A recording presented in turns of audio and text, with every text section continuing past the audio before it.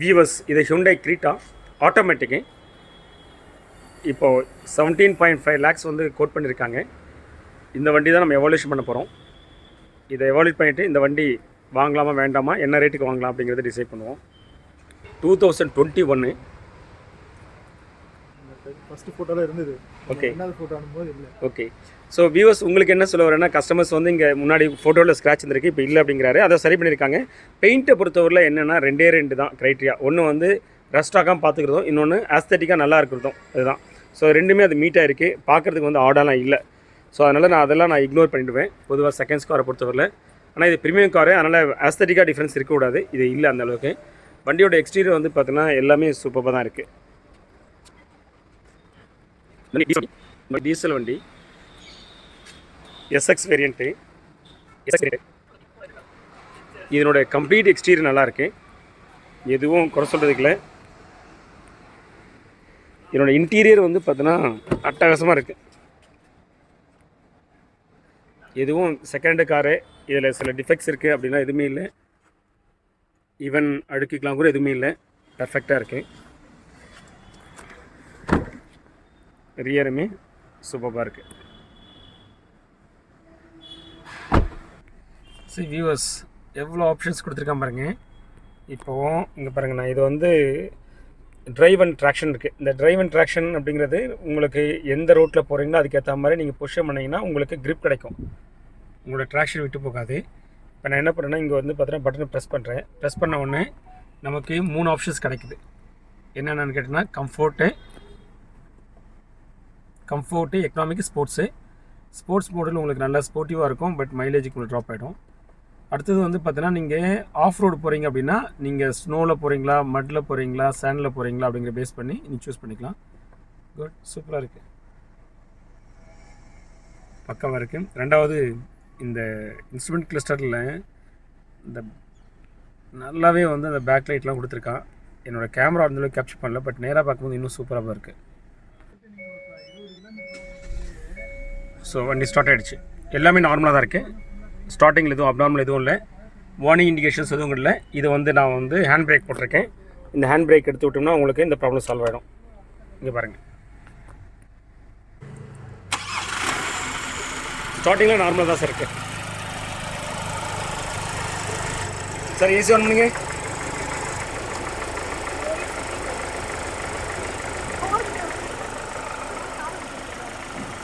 என்ஜினோட சவுண்ட்லாம் okay தான். AC off கண்டிஷனில் என்ஜினோட RPM எவ்வளோ இருக்குன்னு பார்த்தா 735. ரொம்ப பர்ஃபெக்டாக இருக்கேன். நான் ஆக்சிலரேட்டர் கொடுக்குறேன். ஸோ ஏசி ஆஃப் கண்டிஷனில் 735 ஆர்பிஎம் கன்சிஸ்டன்ஸாக இருக்குது. எதுவுமே உங்களுக்கு ஏறி இறங்கலை. That's a good sign. இப்போ நான் வந்து ஏசி ஆன் பண்ணுறேன். ஏசி ஆன் பண்ணிட்டேன். ஏசி ஆன் பண்ணும்போது அப்பவும் அதே 735 தான். ஒரு சின்ன ஒரு பீக் வந்துட்டு போகுது, அவ்வளோதான். மற்றபடி இந்த ஆர்பிஎம் இன்க்ரீஸோ டிக்ரீஸோ ஆகலை. ஸோ ஏசி போடுறதுக்கு முன்னாடி ஏசி போடுறதுக்கு அப்புறமும் சேம் ஆர்பிஎம் இருக்குது. மற்ற காரில், சின்ன கார்லாம் உங்களுக்கு வந்து வேரியேஷன்ஸ் இருக்கும். ஏசி போட்டினா ஒரு ஆர்பிஎம்மும், என்ஜின் வந்து ஏசி போடாத டைமில் ஒரு ஆர்பிஎம் இருக்கும். இதெல்லாம் கொஞ்சம் பெரிய வண்டிறதுனால ஆர்பிஎம் எதுவும் டிஃப்ரென்ஸ் வைக்கல, ஒரே மாதிரி வச்சுருக்கான். ஸோ என்ஜினோட ஐட்லிங் ஆர்பிஎம் பர்ஃபெக்டாக இருக்குது, எந்த வேரியேஷன்ஸ் இல்லை. ஏசியோட சில்னஸுமே நல்லாயிருக்கு.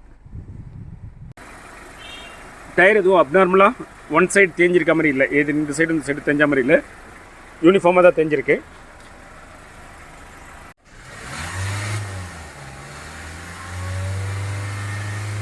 எதுவும் பிளாக் ஸ்மோக், ஒயிட் ஸ்மோக் எதுவும் வரல சார். Okay sir. எக்ஸாஸ்ட் வழியாக பிளாக் ஸ்மோக் அந்த மாதிரி எதுவும் இஷ்யூ இல்லை. ஆனால் டிப்ஸ்டிக் வழியாக பார்த்தீங்கன்னா ஹெவியாக வந்து ஆயில் ஸ்ப்ரே அடிக்குது. இங்கே பாருங்கள்,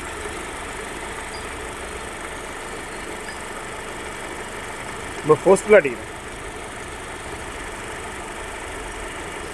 இன்ஜினோட ஐட்லிங் ஆர்பிஎத்துலேயும் இப்படி அடிக்குது. இது இந்த பக்கம் திருப்பம் பாருங்கள். இப்போ இந்த பக்கம் வைக்கிறேன்.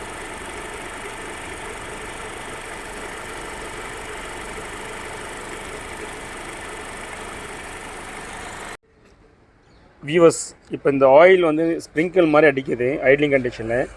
இதுவே BS4 இருந்தால் நாட் ஓகே. BS6க்கு என்ன சொல்கிறாங்க அப்படின்னா இது வந்து நார்மல் தான் அப்படிங்கிறாங்க மேனுஃபேக்சரிங் சைட்லேருந்து. அதாவது ஒரு 50,000 கிலோமீட்டர் ஓடினதுக்கப்புறம் இந்த மாதிரி ஆகுது அப்படிங்கிறாங்க. இது எதனால இந்த டிபிஎஃப் இந்த BS6க்காக நிறைய எமிஷன் நார்ம்ஸ்க்காக நிறைய ப்ராசஸ் சிஸ்டம் பண்ணியிருக்காங்க. அந்த சிஸ்டத்தோடைய ஒரு கான்சிக்வன்ஸ் தான் இந்த மாதிரி ஆகுது அப்படிங்கிறாங்க. ஸோ இது வந்து நார்மல் தான், அப்நார்மல் கிடையாது. ஸோ இந்த ஆங்கிளில் வந்து கஸ்டமருக்கு நான் என்ன சொல்ல போகிறேன்னா, இது அப்நார்மல் கிடையாது. Please go ahead. வண்டியை டெஸ்ட் ட்ரைவ் பண்ணி பார்த்துலாம் எப்படி இருக்குங்கிறது. வியூவர்ஸ், இந்த வண்டியை நான் டெஸ்ட் ட்ரைவ் பண்ணி பார்த்துட்டேன். வண்டியோட ஆக்சிலரேஷனு, வண்டியோட ஸ்டேரிங் ஸ்டெபிலிட்டி, சஸ்பென்ஷன்ஸு எல்லாமே அவசரமாக இருக்குது. கியர் ஷிஃப்டிங்கும் வந்து பார்த்தீங்கன்னா நல்லாவே வந்து சூப்பராக இருக்குது, தெரியவே இல்லை. ஸ்மூத்தாக இருக்குங்க பாருங்கள். இவ்வளோ பெரிய மேடு பள்ளத்தில் ஏறி இருக்கேன். கேமராவே ஆடுது, ஆனால் ஓகே. ஏன்னா அவ்வளோ பெரிய மேடு பள்ளத்தில் ஏற்றியிருக்கேன் நான் அந்த டெஸ்டிங்காக. ஆனால் உள்ளே இருக்கிற எங்களுக்கு வந்து பார்த்தோன்னா வந்து பெரிய அளவில் வந்து அன்கம்ஃபர்டபுள் இல்லை. ஒரு டக்குன்னு சவுண்டோ, தூக்கி போடுற ஃபீலோ, இல்லை உள்ளுக்குள்ளே வந்து பார்த்தீங்கன்னா ஒரு ஒரு ஒரு ஸ்ட்ரெஸ் டெவலப் பண்ண மாதிரி எதுவுமே இல்லை. சஸ்பென்ஷனும் சூப்பராக இருக்குது. வண்டியோட ஆக்சிலேஷன் நல்லா இருக்குது. வண்டியோட ஸ்டேரிங் ரெஸ்பான்ஸும் சூப்பராக இருக்குது. பிரேக் ஆஃப்கோர்ஸ் சூப்பராக இருக்குது. தைரியத்தை கொடுக்குது. நீங்கள் ஆக்சிலேட் பண்ணலாம், மேனேஜ் பண்ண முடியும் உங்களால் அப்படிங்கிறது. வியூவர்ஸ், ஒரு விஷயம் ஞாபகம் வச்சுங்க. நாங்கள் எங்கே வண்டி ஓட்டினாலும் சேஃபான பிளேஸில் தான் ஆக்சிலேட் பண்ணி பார்க்குறோம். இந்த மாதிரி சிட்டிக்குள்ளே இருக்கோம். நீங்கள் அந்த மாதிரி வண்டி டெஸ்ட் ட்ரைவ் பண்ணிங்கன்னா கொஞ்சம் பொறுமையாக இருந்து எங்கே வந்து பார்த்தீங்கன்னா ஃப்ரீயாக இருக்கோ அங்கே டெஸ்ட் பண்ணி பாருங்கள். அவசரப்பட்டு ஆக்சிலேட் பண்ணி உங்களுக்கு அன்சேஃப் பண்ணிக்காதீங்க. சுற்றி இருக்கிற ரோட்டில் போகிறவங்களுக்கும் அன்சேஃப் எதுவும் ஏற்படுத்திடாதீங்க. என்ன வண்டி டெஸ்ட் ட்ரைவ் பண்ணி பார்த்து தான் ஆகணும், வேறு வழி இல்லை. செக் பண்ணி தான் வாங்கணும். ஏன்னா ரொம்ப காஸ்ட்லியாக கொடுத்து பைசா கொடுத்து வாங்குறீங்க. ஹார்ட் அண்ட் மணி, இது எல்லாமே உங்களோட கஷ்டப்பட்டு உழைச்ச மணி. செக் பண்ணி தான் வாங்கணும். அப்படி செக் பண்ண தான் நமக்கு தெரிய வரும். ஆனாலுமே கூட வந்து பார்த்தீங்கன்னா சேஃப்டி வந்து இதுக்கு எல்லாத்தையும் தாண்டி வந்து ரொம்ப முக்கியமானது. So please remember. ஸோ கம்ப்ளீட்டாக நான் இதை பார்த்துட்டேன்.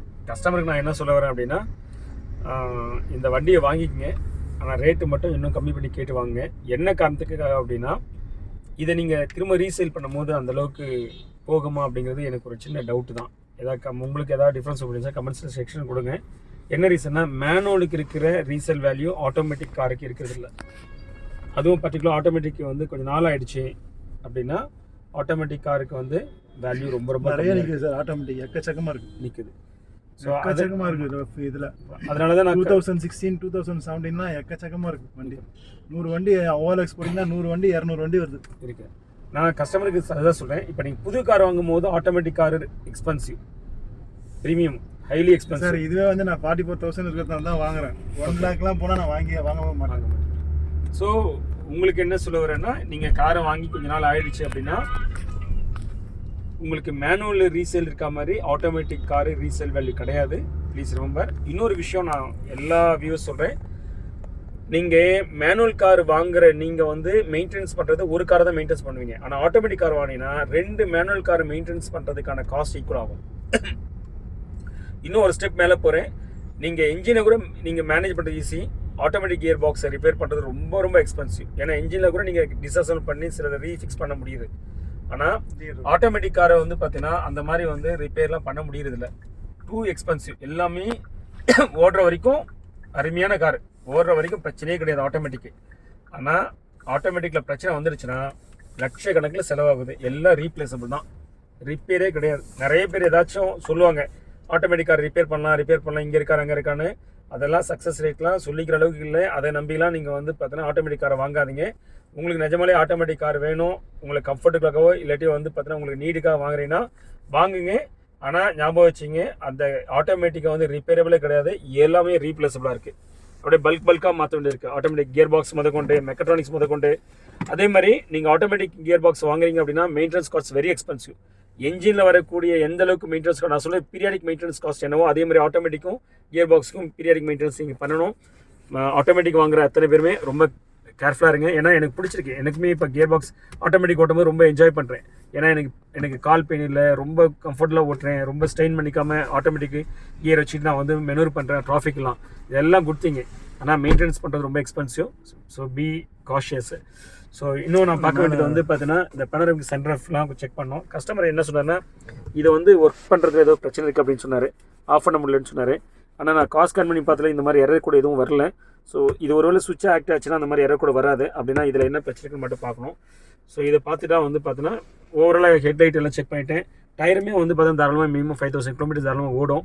ஸோ இன்டீரியர் எக்ஸ்டீரியர் எல்லாமே சூப்பராக இருக்குது. ஸோ வேறு எதுவும் லெஃப்ட் அவுட் இல்லை. பனராமிக்கும் இது ரெண்டுத்தையும் பார்த்துட்டா ப்ராப்ளம் சால்வ் ஆகிடும். கஸ்டமரை கேட்டேன் தவிர்த்து வேறு ஏதாச்சும் அவருக்கு நான் பார்க்கணும்னா, இன்ஃபேக்ட் அவர் சிலதெல்லாம் எனக்கு கேட்டார்.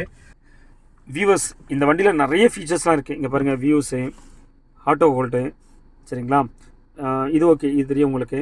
இந்த மாதிரி நிறைய ஃபீச்சர்ஸ் இருக்குது. வியூவர்ஸ், இந்த வண்டிக்கு அத்தனை ஃபீச்சர்ஸுமே எனக்குமே வந்து நான் வந்து பார்த்தீங்கன்னா ஃபெமிலியர்னு கேட்டால் ஃபெமிலியர் இல்லை. எனக்கு பேசிக்ஸாக தேவையான என்ஜினு, கியர் பாக்ஸு, தென் இதனோட எலக்ட்ரானிக் சிஸ்டம் கிட்டத்தட்ட ஒரு 19 கம்ப்யூட்டர்ஸ் இருக்குது. அந்த 19 கம்ப்யூட்டர்ஸ் நல்லா இருக்கா இல்லையா, இதெல்லாம் தான் நான் இன்டீரியர் எல்லாம் ஃபுல்லாகவே பார்க்கணும். அதாவது இன்டர்னலாக போய்ட்டு எல்லாத்தையும் வெரிஃபை பண்ணனுடைய இந்த ஃபீச்சர்ஸ் எல்லாத்தையும் நான் வந்து பார்த்தீங்கன்னா பார்க்கல. ஸோ நீங்கள் நிறைய வந்து பார்த்தீங்கன்னா கார் வாங்க வரும்போது நிறைய இதெல்லாம் பார்த்துடுங்க. என்ன ரீசன், இந்த ஃபீச்சர்ஸை பார்க்குறதே வந்து பார்த்தீங்கன்னா ரொம்ப டைம் கன்சூமிங் ஆக்டிவிட்டீஸு. ஸோ அதனால் நீங்கள் எனக்கு கூப்பிட்றதுக்கு முன்னாடி முடிஞ்ச வரைக்கும் இந்த ஃபீச்சர்ஸ்லாம் என்னெல்லாம் இருக்கோ அதெல்லாம் கொஞ்சம் பார்த்து வச்சுருங்க. ஸோ அது வந்து பார்த்தீங்கன்னா எங்களுக்குமே என்ன ரொம்ப ஃபெமிலியர் கிடையாது இந்த ஃபீச்சர்ஸ்லாம். இப்போ எல்லாமே அப்டேட் ஆகிட்டே இருக்குது, சரிங்களா. ஸோ கொஞ்சம் முடிஞ்ச வரைக்கும் நீங்கள் பாருங்கள். முடியாத ஃபீச்சர்ஸ் என்னவோ அது எனக்கு முன்கூட்டியே சொல்லுங்கள். நான் வரும்போதே கொஞ்சம் ப்ரிப்பரேஷன் வந்துடுறேன். ஏன்னா ஒவ்வொரு காருக்கும் ஒவ்வொரு மாதிரி ஃபீச்சர்ஸ் இருக்குது, ஒவ்வொரு மாதிரி செக் பண்ண வேண்டியது இருக்குது. ஸோ அதனோட மேனுவலே நம்ம தெரிஞ்சுக்கிறது ரொம்ப சிரமம் இருக்குது, சரிங்களா. இப்போ நீங்கள் காரில் இருக்கவங்களுக்கு ஒவ்வொரு பீரியட் தெரிஞ்சிடும். இப்போ எங்களுக்கு வந்து ஒவ்வொரு காரும் வந்து பார்த்தீங்கன்னா ஃபீச்சர்ஸு ஒவ்வொரு காரும் ஒவ்வொரு விதமாக இருக்கும். ஸோ எல்லாமே நான் உடனே டக்குனு செக் பண்ண முடியாது. நீங்கள் முடிஞ்ச வரைக்கும் ஃபீச்சர்ஸ் பார்த்துங்க. முடியாத வந்து பார்த்தீங்கன்னா என்னென்ன ஃபீச்சர்ஸ் நீங்கள் செக் பண்ணணும்னு சொல்லிட்டு எனக்கு லிஸ்ட் அவுட் கொடுத்துட்டுனா வரும்போது நான் கொஞ்சம் ப்ரிப்பேராக வந்துடுவேன், சரிங்களா. வியூவர்ஸ், இன்னும் நம்ம சேனலை சப்ஸ்கிரைப் பண்ண முடியுங்கன்னா please subscribe and then bell button எடுத்துங்க. நான் போகிற வீடியோ உங்களுக்கு அப்டேட் வரும். நான் கண்டிப்பாக இந்த கார் வாங்குகிற இந்த கஸ்டமருக்கு நன்றி சொல்லுவோம். ஏன்னா அவர் தான் வீடியோ எடுத்துகிட்டு இருக்காரு. சார், தேங்க்யூ சார், நன்றி சார். ஸ்டாப் பண்ணிட்டேன் பண்ணுறேன் சார்.